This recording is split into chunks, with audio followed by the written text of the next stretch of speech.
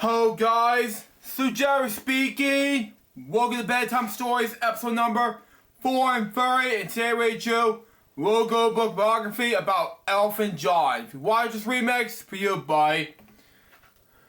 Speaking of which, give me a moment, because I have like computer glasses. Yeah, I won't be able to give me a moment. But anyway, so let's read it out, shall we? So we got for us. It's written by Jennifer Dudley, illustrated by Ari Chan. Copyright 2024 by Jennifer Dudley.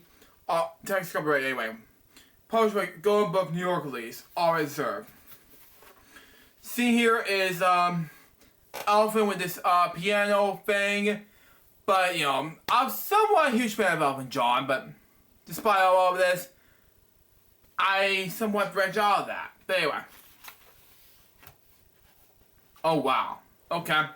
When Elton John was born on March 25th, 1947, he wasn't Elton John at all.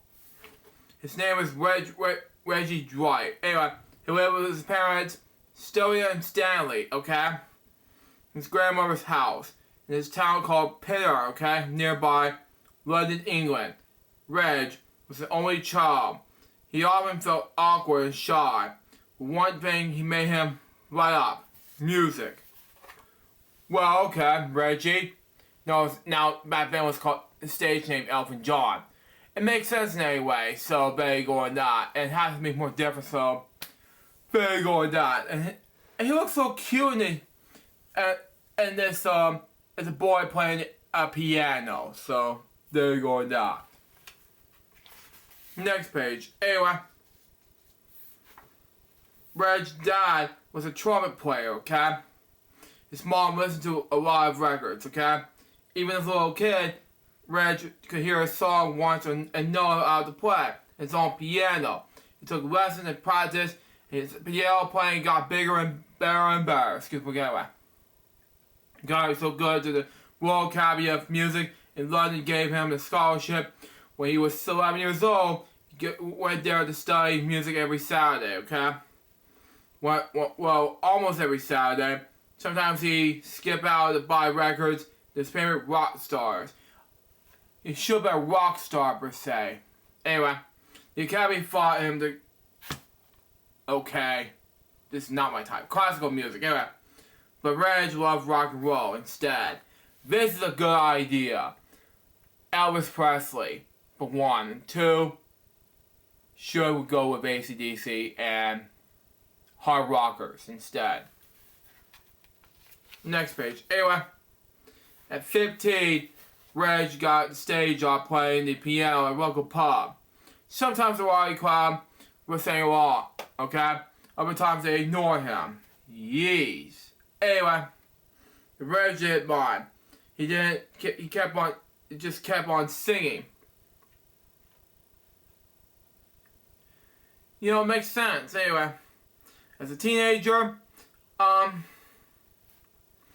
Reg played as a band called Bluesology. Anyway, after a few years, he saw an ad in a newspaper. Liberty Records was talent, okay? They were looking for singers and songwriters. Reg had talent. He could play the piano and sing, and he could write melodies, okay? But he wasn't great at writing lyrics. The words is his songs. To make sense in any way, even though he was going la la la la and things like that. So very over that, even though I'm a huge AC/DC,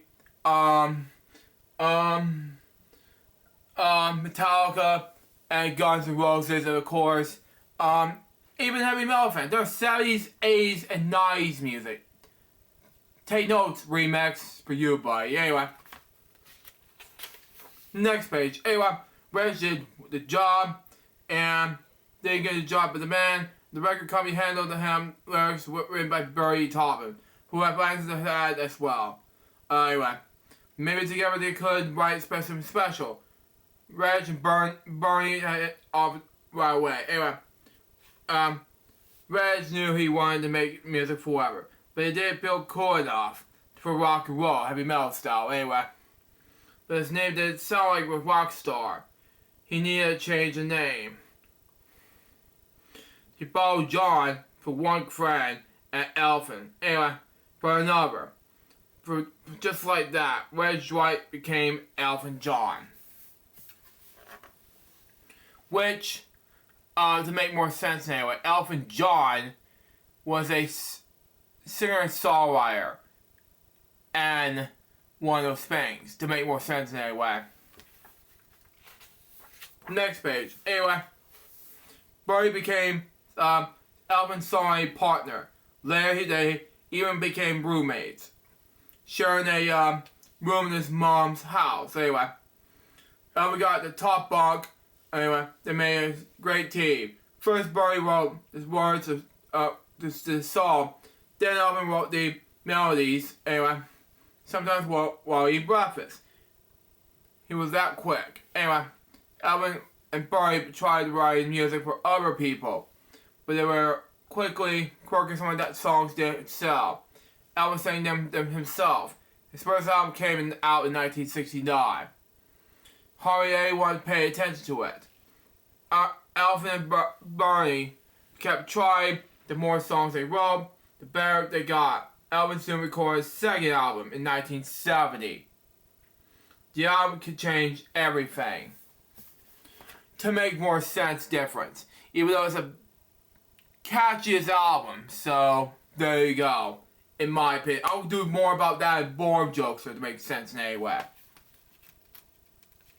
Next page. Anyway, the record company booked Elton at the popular clubs in Los Angeles, California. Wow. Called the Troubadour. Anyway, famous musicians like to hang out there. That night, some even came to hear him play. Although he was nervous, Elton launches into this music. Anyway, he just stood up, kicked back his soul, and pounded up his piano keys.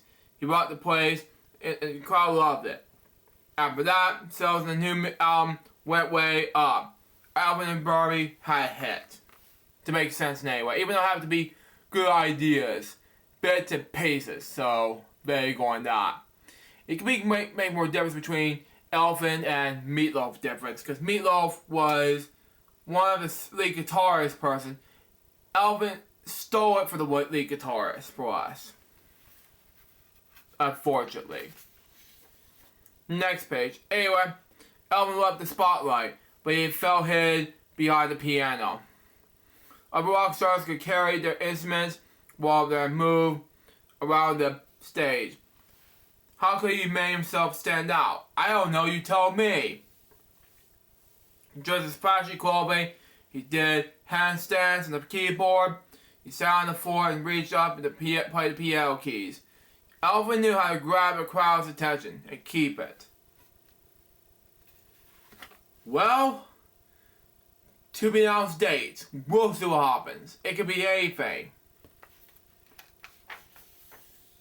Next page. Anyway, Elton and Birdie made hit after hit.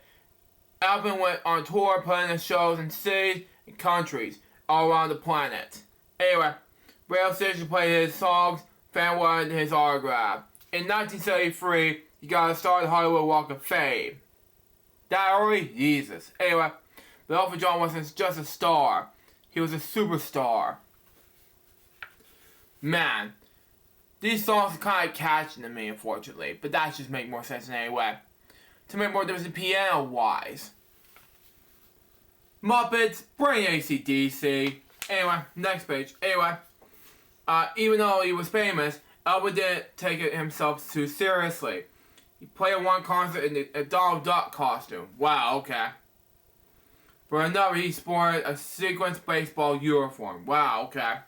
He wore hats, feathers, platform boots, and really big glasses. Number was too over the top. Yeah, AC/DC save us. We'll have to do some of this book in the upcoming Bedtime book reviews coming soon.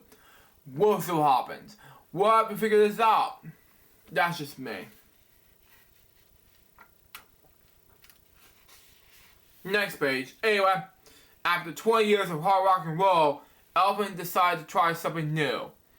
He wrote the soundtrack of the Disney movie Lion King with Tim Rice. One song, Can You Feel the Love Tonight, won the Academy Award.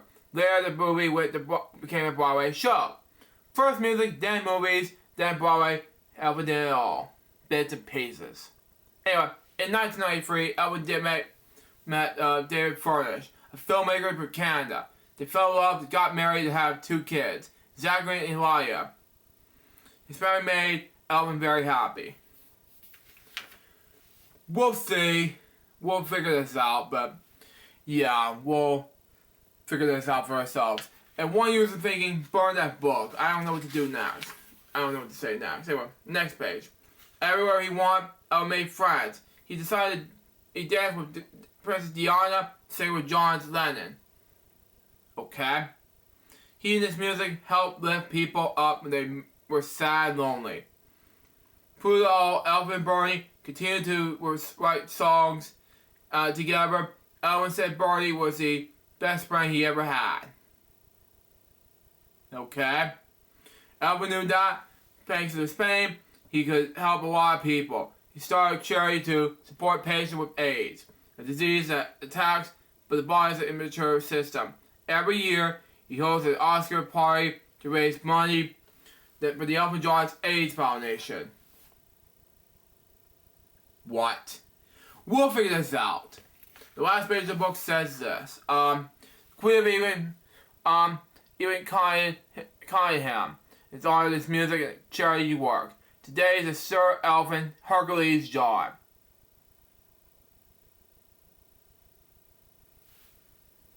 Chip. Anyway, more than just his name he changed since he was just shy, awful kid. But one day, he stayed the same where he plays music Elton John lights up. Man, if Elton John will keep it up, we'll have to figure it out. He will stay with this whole hard rock roots. So that was a little gold biography book about Elton John. It was catchy, per se, but we'll figure this out. That was the Bedtime Stories episode number 431. Excuse me. Anyway, hope you enjoyed it. Stay tuned. Next, we're going to be a Bedtime Stories episode 431, which will be about Disney's Figment.